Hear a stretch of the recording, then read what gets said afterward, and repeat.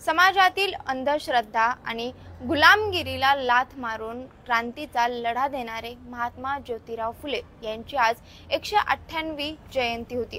जयंतीनिमित्त पुण्यातल्या फुलेवाड्यात आज सकाळी अनेक राजकीय नेते अभिवादन करण्यासाठी आले होते। यावेळी साताऱ्याच्या गादीचे वंशज उदयनराजे भोसले यांनी देखील महात्मा फुलेंना अभिवादन केलं।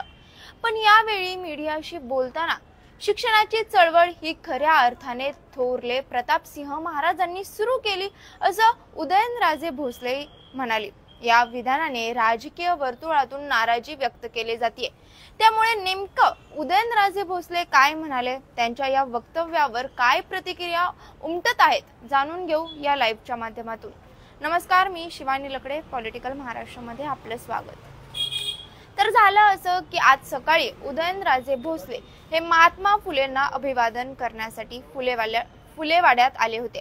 यावेळी मीडियाशी बोलताना एका दृष्टिकोनातून आपण पाहिलं तर थोरले प्रतापसिंह महाराज जे होते त्यांचं महात्मा फुलेंनी अनुकरण केलं। स्त्री शिक्षणाची शाळा जर कुणी सुरू केली असेल तर ती थोरले प्रतापसिंह महाराज यांनी सुरू केली। ती देखील स्वतःच्याच राजवाड्यात सुरू केली।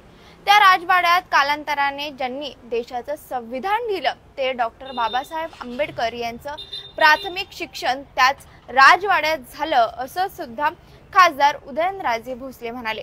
पण उदयनराजेंच्या या वक्तव्याचा ओबीसी नेते मंगेश ससाणे यांनी चांगलाच समाचार घेतला।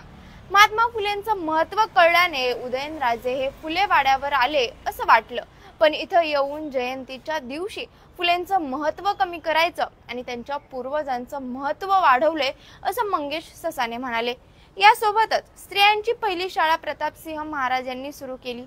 भोसले यांच्या या वक्तव्यावर बोलताना प्रतापसिंह यांनी जी पहिली शाळा सुरू केली त्या शाळेत शिकणाऱ्या मुली कोण होत्या, त्यांचं पुढे काय झालं, परत शाळा का सुरू राहिली नाही, त्यानंतरच्या वंशजांनी आणि उदयनराजे यांनी त्यांचा शैक्षणिक वारसा पुढे का नेला नाही, असे अनेक प्रश्न सुद्धा मंगेश ससाणे यांनी उपस्थित केले।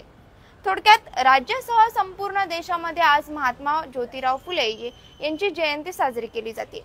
ज्योतिराव फुले आणि सावित्रीबाई फुले यांनी मुलींची पहिली शाळा सुरू केली होती। यासाठी त्यांनी शेण आणि गोट्यांचा मार देखील सहन केला।